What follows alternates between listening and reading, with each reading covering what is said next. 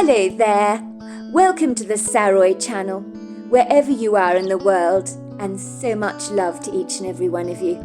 How are you doing? I do hope you're doing great. I'm doing fabulous, thank you very much.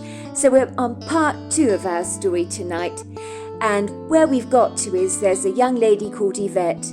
She works at a restaurant called the Gourmet Gallery as a waitress. She has a young daughter called Riley who she's raising as her own, and they live in a trailer park called the Coeur d'Eclair Trailer Park in Colorado. And basically she has just taken her daughter to see the doctor because there's a problem with her daughter. Her daughter has not been speaking for a long time. Her daughter appears to be mute. So she's visiting the doctor to find out what could be going on with her daughter. But it would seem she's got a clue as to why her daughter has not been speaking for some time. So before we get started with part 2 of our story, don't forget to subscribe to the channel, click the notification bell and the thumbs up, and let's continue with our story. Yvette could almost sense that Dr. Finneason was typecasting her unfairly, automatically assuming that she was a deadbeat, insouciant mother, based on where she lived and how she presented herself to the world. If she had arrived at the doctor's office sporting a fancy outfit instead of wearing a scruffy pair of jeans and claiming to live at a better address, she was quite certain he'd have had a higher opinion of her. She took offence to this, as Yvette emphatically believed she was a good mother. Well, at least she knew she was the best mother she could possibly be in her current circumstances, where she lavished on her daughter Riley much love and attention, helped her dutifully with her schoolwork, encouraging her in any way she possibly could. She tried to give Riley a healthy diet and took her to interesting places over the weekends.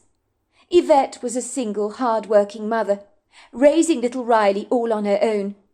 She had done her damnedest to give her daughter the best upbringing possible, and everything had been going swimmingly until Riley had stopped speaking, and the incident appeared to have set the cat among the pigeons.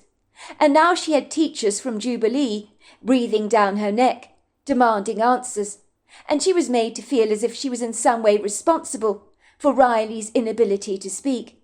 She knew that the authorities always blamed the mother if the child was having problems, and for a moment she felt as if she was in the dock at the courtroom, having to defend her integrity as a mother, and she took issue with this.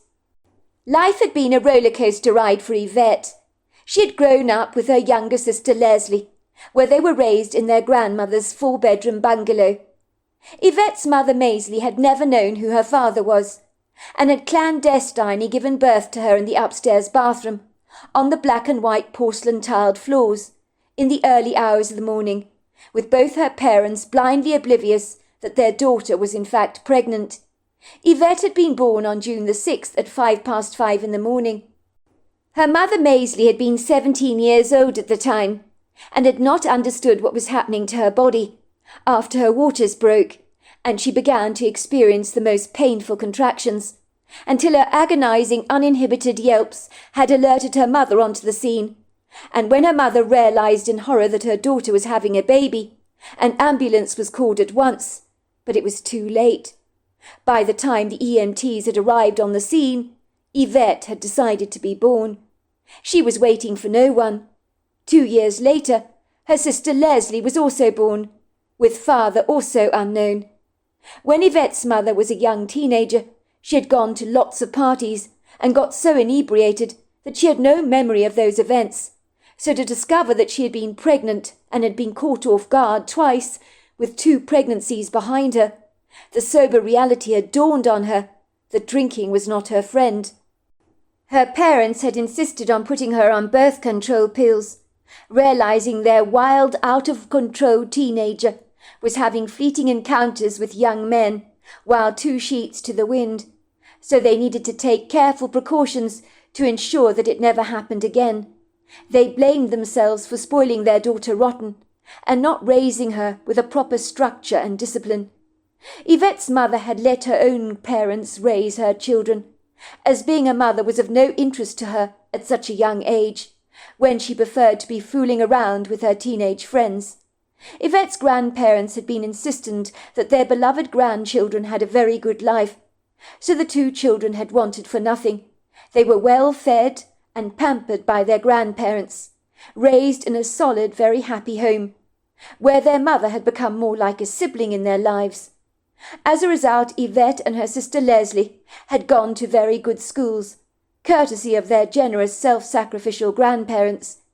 Yvette's younger sister Leslie had excelled in all her subjects at school, but by contrast she had not been academically successful, and so her less than satisfactory grades meant she couldn't go to college or university, which meant she was out on a limb as to what to do with her life. These days Yvette's mother Maisley lived in Denver. She was happily settled down and married to a man called Ralph Atkins, whom had swept her off her feet. By the sounds of things they were smitten by each other. Yvette had envied her rather bohemian mother, and her incredible relationship with her man, wondering whether her mother's good fortune in the love department might actually catch up with her one day. It would seem it was never too late to find love. That was what her mother would tell her consistently. Yvette and her sister Leslie had remained behind in their sleepy rural Colorado town, from where they'd grown up as children, while many of their peers had long since left the town to pursue their careers. Some had been eager to leave, as if they couldn't get away fast enough to embrace brand new beginnings and experiences. In many ways Yvette had felt as if she'd been left behind, like an autumn leaf on the wind that remains resolutely stuck under a tree in one place, and even when the winds roar and advance, the leaf just fails to fly away. Yvette's sister Leslie was very happily married, much like their mother Maisley was. She had a 2-year-old toddler. She didn't live too far away from the Cold Claire trailer park, so the sisters met up regularly for lunch. Leslie would have liked very much for Yvette to move in with them. She was fortunate to live in a very attractive, well-to-do old Victorian property in an up-and-coming Colorado neighborhood. The sisters remained very close, but Leslie's husband, who everybody called Walrus, had given his wife a stern ultimatum. "It's your sister or me. You choose," he had warned. "I know you and your sister are practically joined at the hip, but I don't want anybody else living with our family.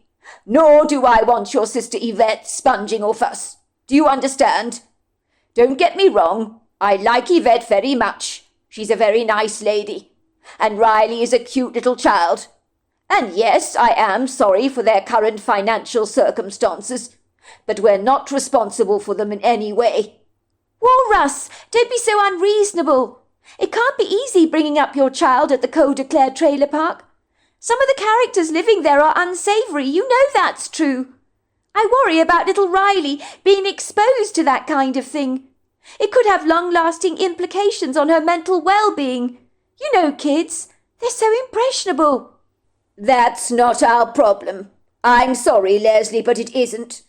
Your sister is living where she's living because she's chosen that life for herself. She should have applied herself better when she was at school like you did all those years ago. Your grandparents sent you to great schools, you know they did. Your sister had every opportunity to improve her lot in life, but she didn't. Look at you, you sailed through school, made something of yourself. Your sister should have followed your inspirational lead. You're the younger sister, for goodness sake, but she was the one that flunked everything." "That's not fair, Rolf. Not everybody is academic, you know. Yvette really tried hard when she was at school. And I mean really tried hard. I hardly think that's her fault that she flunked her grades. She wasn't good at academic subjects, but she was a brilliant dancer, you know. You should have seen her on stage. She was incredible." Ralph raised a sceptical brow. "Dancing," he scoffed. "Where's that going to get you? Your sister tried hard, did she?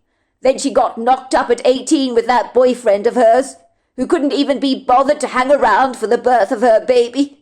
I'm sorry, Leslie, but she brought this all on herself. We create our own lives. If Yvette's facing a struggle, she's going to have to learn to rise above it herself, don't you think? Who said life was ever easy? We all have our own challenges we have to face." "I think you're being unkind, Walrus. I really do."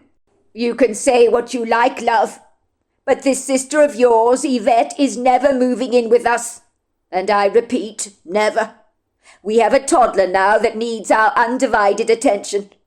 We will also be having more children, and we don't need outside interferences dragging us down, especially not your sister of all people." Leslie had reluctantly relented. She knew there was no talking walrus around. The man was mulishly stubborn, and when he doggedly put his foot down about something, that was it. In the end, she had to tell her sister Yvette that she and Riley would never be able to move in with them. "I'm so sorry, sis, but you know what Walrus is like. I love him to bits. He's impossible, though. I can't lose him. But if you move in with us, that is what will ultimately happen. Walrus is a man of his word. If he says he'll leave me, he will. And he means the world to me, Yvette. I know he can be a cantankerous old sod, but I love him all the same, warts and all." "Don't worry, sis," Yvette had assured Leslie. "I'll be fine at the Col de Clare trailer park. It's not that bad, you know. I told you my trailer is not on top of everybody else's. It's private. I've been fortunate. Riley loves the field opposite our trailer with the ponies frolicking around there. No one else at the park has views like we do.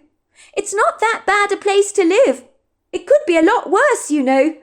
Of course it would be perfect if we were the only trailer home in the park, and we had more wholesome neighbours that didn't drink or do drugs.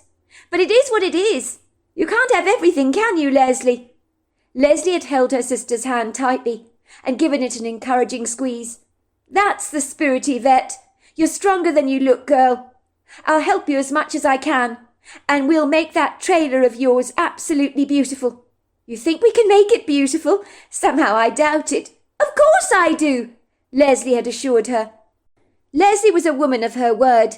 She had helped turn Yvette's rather lacklustre trailer home into a sumptuous cosy den, generously splashing out her hard-earned money in buying comfortable furnishings for the place.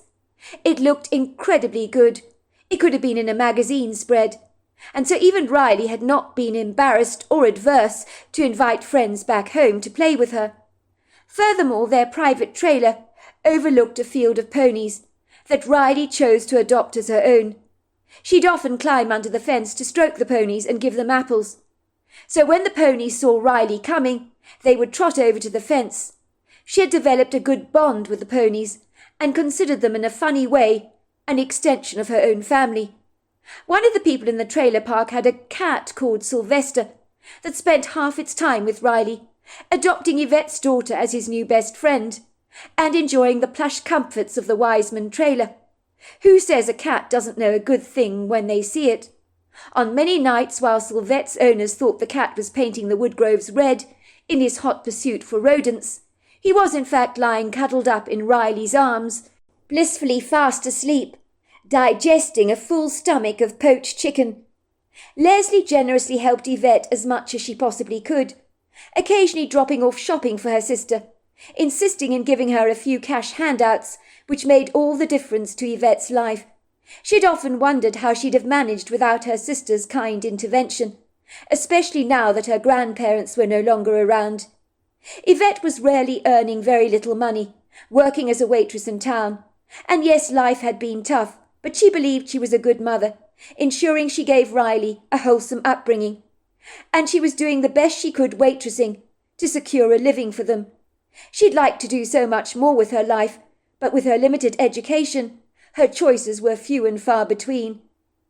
"Look, Miss Wiseman," said Dr. Finneason, "as I keep reiterating, this is not about you. I am not trying to find fault with you as a mother, which I believe you think I am. Far from it, in fact. However, Miss Wiseman, I am of the firm opinion that your daughter has been deeply traumatized, so I'm going to be referring her to a psychologist to get to the bottom of this problem. I will have to inform social services about your daughter's current condition, as they may feel the need to check up on your daughter's living arrangements at the Col de Clare trailer park, to feel fully satisfied that everything is well on the home front. If anyone came into my surgery, Miss Wiseman, presenting similar symptoms to your daughter's, I would need to do the same. It's just procedure. That's all it is. If I neglected to do this, I would be failing in my job and responsibility as a doctor. I'm a good mother, Dr. Van Neeson. I don't need social services sniffing around me like a bad smell. Those people are notorious for putting their noses where they don't belong, taking people's children away from them. You hear about it all the time, and it sucks. Do you know how many kids are messed up because of social services, Dr. Van Neeson? I've heard dreadful stories that would make your hair curl. There are 15-year-old kids out there who've run away from home because they've been abused by a foster parent. Some of them are now selling their bodies as a way of surviving and living on the streets. So I'm sorry, Dr. Van Neeson, but I have a very dim view of social services, and I think you should too. I told you, Miss Wiseman, this is procedure. I have to follow it. It is not personal. I'm sorry, Dr. Van Neeson, but it feels personal. I think you believe I'm an incompetent mother. I thought that from the moment I came into your surgery, the way you looked at me. And you think my daughter's condition is a result of something I did or did not do. Miss Wiseman, did I say that? I never said that for a moment. I assure you, Dr. Van Neeson, my daughter is well cared for. I may not live in an illustrious neighbourhood. I may not have a lot of money. But I would never abuse my daughter in any way, nor would I lash out at her. I'm an easygoing, well-tempered person. Furthermore, no one lives with me in the trailer. There isn't a man around anymore. I don't take drugs, nor do I smoke or drink. Are you happy now? As to why my daughter's not speaking, I do not know. But none of this is my fault. And why do I get the feeling the blame is conveniently being laid at my door? I knew coming here was a bad idea. Don't get defensive, Miss Wiseman. I wouldn't be doing my duty if we didn't fully investigate the source of your daughter's trauma, which is deeply concerning. I am sure social services will be fully satisfied that all is well on the home front, so you need not worry about that. They are not so quick to take a child away from their mother, as you might believe.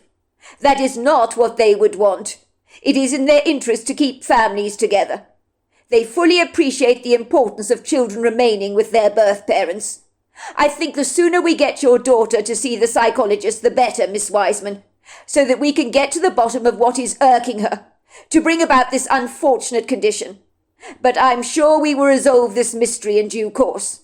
In my experience, there is always a good explanation for everything. When Yvette left the surgery that morning, she was holding her daughter's tiny hand in hers. She was feeling more than a little flustered. It felt as if her life had been put under a microscope, and that she hadn't come out of it smelling of roses. She sneakily suspected that Dr. Van Neeson probably thought she was a bad mother, even though he said he didn't feel that way about her. She resented the insinuations. She wasn't stupid. If social services were to do an investigation on her daughter's living arrangements, they were probably secretly checking up on her suitability as a mother. They'd be eager to see if she was hitched with some unsavoury character who was beating her up, or something. It was ridiculous. This whole wretched business was absolutely ridiculous. But at least she could tell that interfering busybody of a teacher, Julia Harris, that she had taken her daughter to the doctor. That would finally get that woman off her back for a while. "Come, let's go home," she told Riley, who obediently followed her to the second-hand Toyota that Yvette's sister had bought for her as a gift. "I wish you would speak, love," said Yvette, as she started up the engine. "Did you see the doctor? He thinks I'm a bad mother to you, because you're not talking. And your teacher is breathing down my neck like a dragon. I wish we could get past this, love," she said, reaching out to grab her daughter's hand. But Riley retracted her hand in disgusted revulsion, as if her mother's touch had physically burnt her. Yvette knew that her daughter's condition was all due to that insufferable man, Boris Mahoodle. So indirectly she was entirely to blame for her daughter's mute state. She had been responsible for bringing that man into their trailer home. If he had not moved in with them, she was certain things would never have panned out like this. Indeed, she knew that they wouldn't have. She had known letting a man move into her trailer had been a bad idea. But Boris, with his buttery, seductive words, had somehow melted away at her dogged resistance. She had agreed to finally let him move in. which on her part had been a catastrophic mistake. That was the problem with charming men like Boris, who treated you like a princess. It was almost impossible to refuse or resist their beguiling charms. And with Boris being so easy on the eye, her protestations against this idea of his had dimmed. Before she knew it, Boris had almost become a fixture and fitting in their lives. She had met Boris Mahoodle while waitressing in town at the Gourmet Gallery. He had turned on the charm when she had taken his order that day. He'd got her full attention. He was ruggedly handsome, with a naughty, rather cheeky twinkle in his eyes that Yvette had found irresistible. She was not the type to be easily beguiled or seduced by a man. Boris had been different to other men that she had met. There had been a chemistry between the two of them that had been impossible to ignore, even though Yvette had really not wanted a man in her life to complicate things, especially as she wanted her prime focus to be directed on raising little Riley, as that was all that mattered in her life. "Yvette!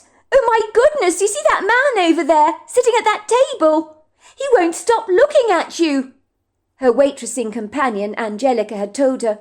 "He's gorgeous! I mean, look at him! The man's ripped! I bet he spends all the time in the gym to be in such good shape." "I told you, I'm not interested in getting involved with anyone," Yvette had insisted, shrugging her shoulders disdainfully. "Besides, if he's a gym junkie, he's only interested in himself. I don't like vain men who know they're good-looking and think women will crumble at their knees just to look at them. I'm not like that. Besides, I don't want to get involved with anyone. It's just me and Riley, and I'm happy with that. Yes, I admit being a single mother is hard, but I'm making it work." "Of course you're making it work, Yvette. You're a brilliant mother. Do you mind me asking, what happened to Riley's father? Why is he not around anymore?" asked Angelica, looking a little bashful, as this was a question she had longed to ask her good friend, but had failed to do so until now. "You really want to know?" asked Yvette, straightening out her back. "I dated Riley's father at school for many years. His name was Douglas Lagerford. I thought the two of us had something special between us back then. In those days we were inseparable. Even my mother thought it was a given that one day we would get married. So did my mother's parents, my grandparents, and even his parents thought so. I mean, I really liked him, and I've never felt for a man like I felt for him. We had such a great connection together. We'd talk about living together forever. In our minds, we never imagined ourselves ever living apart. When I fell pregnant with Riley, he left the sleepy little town like a bat out of hell. I think the word pregnant startled him half to death, like putting a snake in a chicken coop. I haven't heard a word from him ever since. I was 18 when I fell pregnant with Riley. Last I heard, he'd moved to Pennsylvania. I think he's married with a kid now. It sucks, but it is what it is." "Well, he was young, wasn't he? You were both young back then," said Angelica.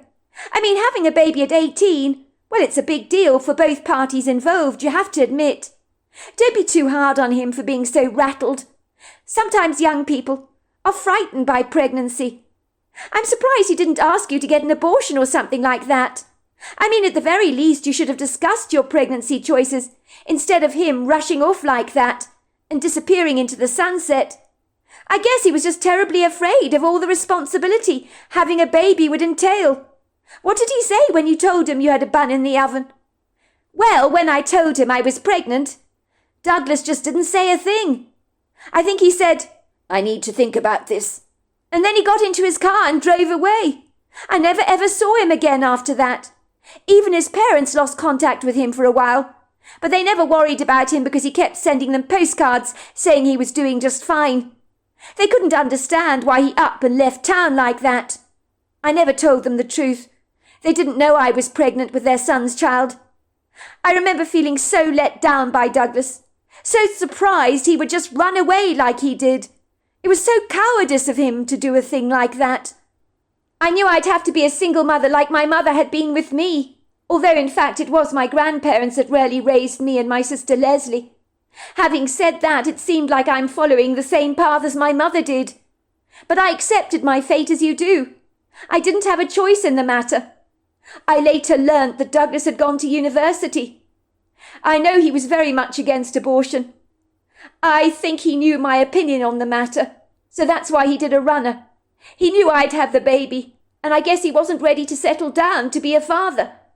"That sucks," said Angelica sympathetically, giving her friend an encouraging nudge.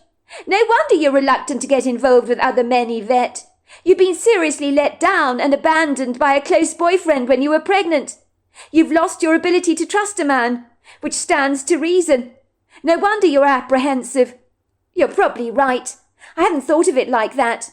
But I suppose I am carrying a few war wounds." "Of course I'm right, Yvette. When am I ever wrong about anything? You know what they say, once burned, twice shy. But not every man is built of the same stuff, Yvette. There's some seriously decent men out there who'd never abandon you if you were pregnant. Men are no different to women. You get good ones and bad ones. And every so often, when you have a rotten experience, you sabotage your future relationships, believing that all your other boyfriends are going to abandon you, just like Douglas did. That's why you keep pushing men away, Yvette." "I think you're in the wrong profession, Angelica. Why are you waitressing tables here at the Gourmet Gallery? You should be seeing clients, assessing all their emotional baggage and the problems they have," Yvette had teased. "You'd make a great psychologist. You figured me out perfectly." "I'm not just a pretty face," said Angelica, grinning from ear to ear. "But I'm being serious, Yvette. Look at that handsome man sitting over there, in your section. He keeps looking up at you. For all you know, he might be one of the good guys. Granted, he takes care of his body, but it doesn't mean he's obsessed. I say it's better he takes care of himself than not bother to bath for an entire month. You should let down your guard a little, Yvette, or you'll end up becoming a very sad, lonely old woman one day." "I suppose you're right, Angelica, but I'm hesitant of getting involved with anyone. I really am. It makes me very nervous and puts me on edge." "Oh my God, he's still looking at you, Yvette. Whoever he is, he fancies you rotten. I think he wants you to know it as well. He's no shrinking violet, is he? He couldn't be making his feelings more obvious. I told you I'm not interested. I've got Riley to think about." "I certainly don't want to serve him. Please will you do it for me?" "Tough titty, because it's your station. You have to serve him, Yvette," said Angelica, looking triumphant. "Please, Angelica, can't we swap stations? I'm being serious. I don't want to serve him. He might just eat me alive. Please don't throw me to the sharks." "No can do," said Angelica, chuckling. "Good luck with him. You're going to need it. He's absolutely drooling over you, Yvette, like maple syrup over fluffy pancakes. I'm glad I'm not wearing your shoes." Yvette had sashayed over to the table rather reluctantly, trying to appear as composed and unflustered as she possibly could, with her notepad and pen in hand, trying her level best not to give the man any eye contact. She didn't want to look into his lovely brown eyes. "Hello, sir. What can I get you?" she asked very professionally. "What do you recommend?" said the man, looking at the name on Yvette's lapel. "What do you recommend, Yvette?" "Well, it depends what you want, sir. The pork ribs are very tender. I do recommend them. The chef also does a very delicious barbecue platter, which he serves with mac and cheese, chicken wings, beef brisket, ribs, chips, garlic bread, and Caesar salad. That's a winner with most of us. Well, most of the people that come here, I mean." "Well, the second option sounds irresistible. I am rather hungry. The name's Boris, by the way. Boris Mahoodle." "It's nice to meet you, Boris. I haven't seen you around here before. Can I get you anything to drink? A craft beer, perhaps? We have a huge selection to choose from." "How about you choose one for me?" said Boris, looking up at Yvette and meeting her gaze. "Somehow I've got a very good feeling, Yvette, that you've got very good taste. Has anyone told you you have the most beautiful blue eyes? I could lose myself in them." Yvette raised a sardonic brow. "I bet you say that to all the girls, Boris." "Actually, I don't," said Boris, seemingly affronted by Yvette's insinuations. "If I see something worthy of praise, I give it credit where credit is due. I don't make a habit of flattering people, just so you know. And you have very beautiful eyes, so don't let me take that away from what I'm saying to you." In that case, it's very nice of you to say so, Boris, but my eyes, as far as I'm concerned, are pretty ordinary. I think we can agree to disagree on that one, Yvette. You're a very beautiful woman, even if I say so myself. Yvette took no notice of his compliments. She had seen it and heard it all before, so many times. But there was something about Boris that kept drawing her in, like a fish at the end of a fisherman's reel. When Boris was paying his bill, he left behind a very generous tip. He then slipped a note in Yvette's hand and walked away, making tracks back to a large black SUV. Yvette read the note and showed it to Angelica. It read, I really like you, Yvette. If you fancy a drink sometime, please give me a call. I would love to hear from you. I'm not always in town. I'm a trucker by profession, but I will be passing through these parts on Friday. If you fancy a nice hearty meal and a drink, give me a call. I told you he really likes you, said Angelica. He's a trucker, Yvette. Who would have ever thought he had time to work out like he does? The good news about truckers is you don't have to see him that often, Yvette. You can just date him from time to time. It doesn't have to be a serious relationship. Go on. It's about time you had some fun. It had been Angelica's persuasive suggestions that seeing a trucker was a win-win situation, because you could enjoy the occasional date and see them very fleetingly, that had made Yvette decide to see Boris again. However, once Yvette had started seeing Boris, things had grown pretty intense very fast, and even though he was out on the open road a lot, he soon moved in with Yvette. There was no doubt that Boris was a good man. He was incredibly kind towards little Riley when he moved in, and contributed financially to the food bills. He'd even paid for Yvette to receive a pampering at a local spa, and she had returned from her pampering looking like a movie star. So yes, things had been good with Boris around. Are you and Boris going to get married, Mummy? Riley asked her, taking Yvette by surprise with her question. Why do you ask that, love? Yvette had asked. 'Cause you're living together, and people who live together should always be married. Mrs. Harris at school says that if you live together without being married, it's a sin. Does she now? Said Yvette. The Bible does say it's a sin. I will admit that. Then why do you do it, Mummy? 'Cause it's wrong, and if the Bible says it's wrong, it means it must be wrong. I know, love, but these days people all over the world live together before they get married. It's very common nowadays. But why do you disobey the Bible? It will make God very, very cross. I think people want to ensure they're compatible with their partner before they commit to spending the rest of their lives with each other. You see, there are lots of divorces around these days, more than ever before. You yourself know kids, Riley, at school whose parents are divorced, don't you? Riley nodded. Yes, there are lots of people in my class whose parents are divorced, so they have to spend half the time with their mummy and half their time with their daddy. There you go, then. I don't want to make a mistake in a relationship, do I? I don't want to just marry, Boris without living with him first, because I don't want to end up getting divorced. But you love Boris, don't you, Mummy? So why don't you marry him, and then God will not be cross with you? Riley's questions threw Yvette a loop. If she was being completely honest with herself, she couldn't say she was in love with Boris. Yes, he was a nice man. Yes, he was attractive. Yes, he was kind. Yes, he was good to Riley. But she was a long way off from being in love with him. And so Riley was right.